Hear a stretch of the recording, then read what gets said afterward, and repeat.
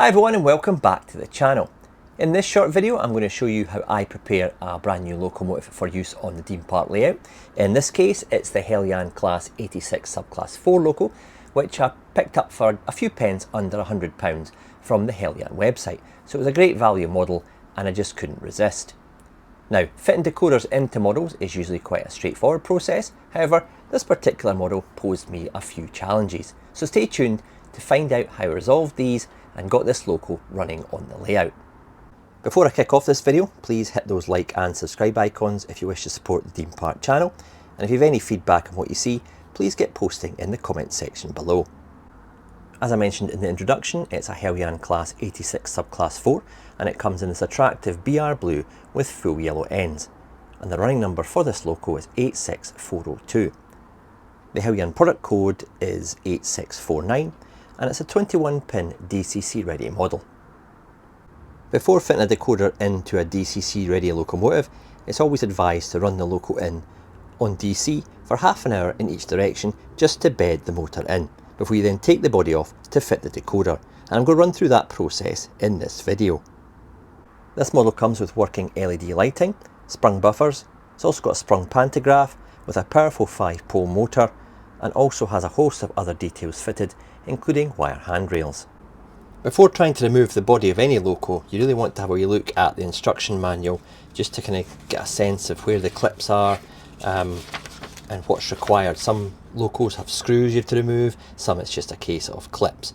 In the case of the Heljan 86, there are 4 clips along the body side, and what I've done is I've taken these kind of guitar plectrums and I've prized them in between the chassis and the clips at the 4 points. Alright, now according to the instructions you should be able to ease the body off to get access to obviously the PCB and the decoder.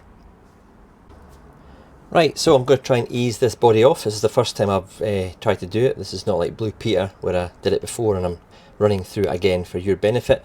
It is very tight. I found with all recent Heljan releases, the 86 and the Class 25 Ethel, it really does require a bit of luck, to be honest, to get the body off without too much drama. And this one isn't really for shifting at the moment. You don't want to put your fingers or any pressure on this underframe detail because it is quite fragile, especially at this side, and I've kind of damaged that part on my previous Class 86s by applying too much pressure on there to try and ease the body off the chassis.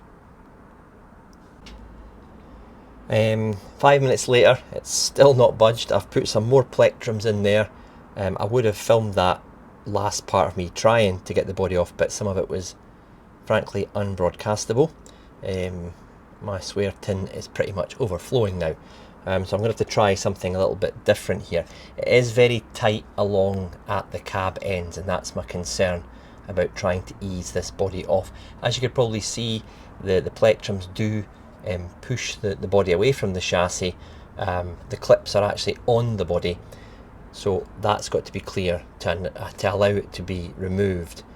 But yeah, it's pretty snug, and I'm going to have to just have a wee think to see how I can get this body off.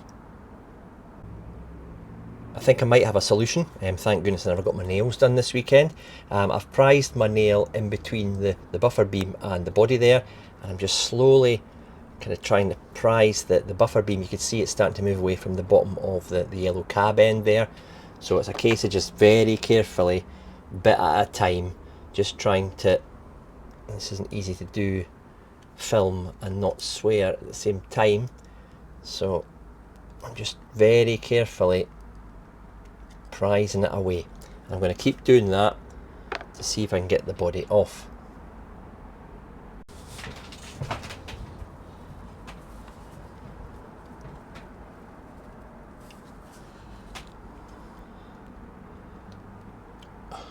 Just very wary of all the added detail around about the end of this die cast chassis and buffer beam area. I seem to have got a little bit stuck just now with the position. I do not like taking a kind of sharp edge or a screwdriver to any part of a loco when I'm trying to get the body off, so I'm very mindful of that as I'm trying to prise this out of position. Oh, I'm getting a bit of movement here. Right, I've got a little bit more there. What I'm going to do is I'm going to put the plectrums in at this end now to take the body off there. I feel a clip getting engaged there or disengaged. I hope that the next release of 86s, the 86-2s from Heljan, they maybe put a little bit more tolerance in the fit of the body, because this is pretty nerve-wracking stuff, and I've taken hundreds of bodies off locos in my time, and this is giving me the fear. Here we go, there we go.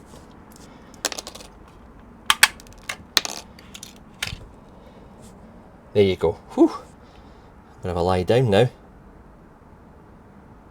Right, this will give us a chance to have a look inside the Heljan 86. Obviously we've got the small PCB board there with your 21-pin blanking chip, some fine wires that go from end to end into white plug sockets there. I'm assuming that's for the pickups from the bogies. It's all fairly neatly put together with the wires all kind of mapped around the motor here. This is a twin flywheel motor. Got the flywheels going and driving both sets of bogies.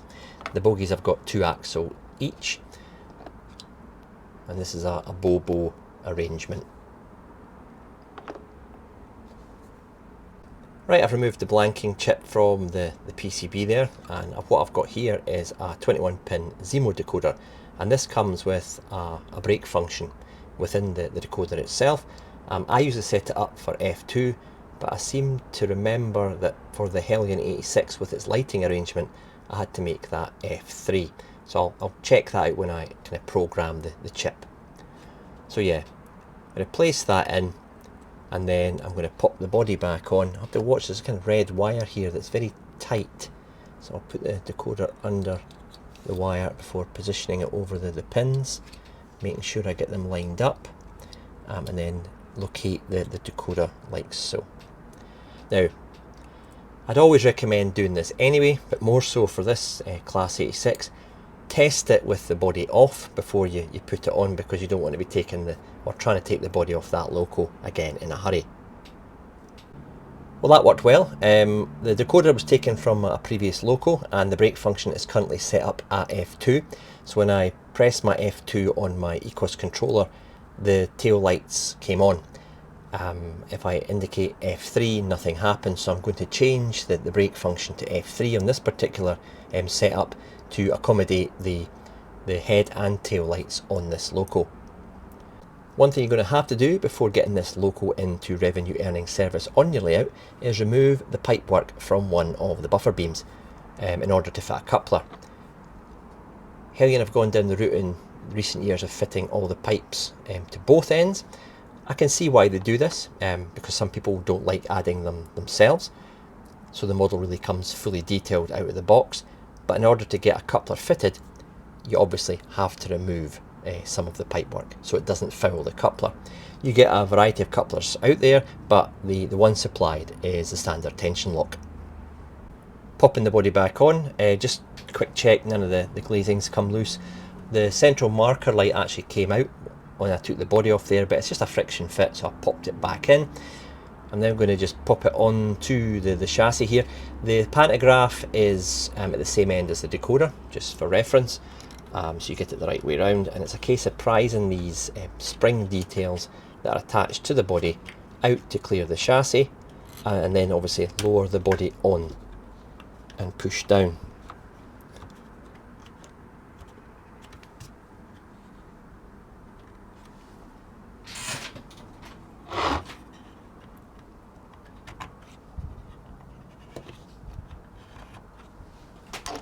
Make sure it's lined up at each end. So there we go. Right, time to get this thing moving on the layout. Before I got to this stage, however, I did run the loco in for half an hour in each direction without the decoder fitted, just to bed the motor in. And then I did check it once the decoder was fitted and before putting the body on, as I kind of discussed earlier in the video. What I've got now is I've got it facing the camera for going towards, so I'm going to change direction and then put on the tail lights. That's actually F1. If you use F2, as I said earlier, it indicates the tail lights at the other end, so you don't want that. That should now be ready for me to kind of move off.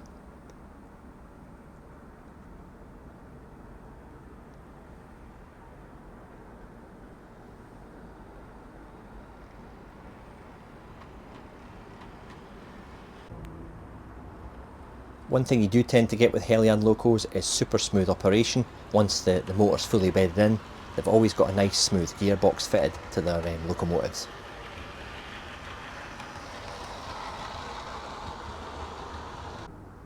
I really am quite chuffed that I've been able to add this BR Blue Class 86 to the collection. It sits nicely alongside the Intercity Exec one there. Both of these are 86 subclass 4 locos, meaning that they can haul express passenger services as well as some freight. Unfortunately, that's all I've got for you in this video. However, I've got another video coming hot on the heels of this one, where I add something altogether a little bit different to the Dean Park collection. In the meantime, please don't forget to hit those like and subscribe icons. Thanks for watching, and I'll see you in the next video.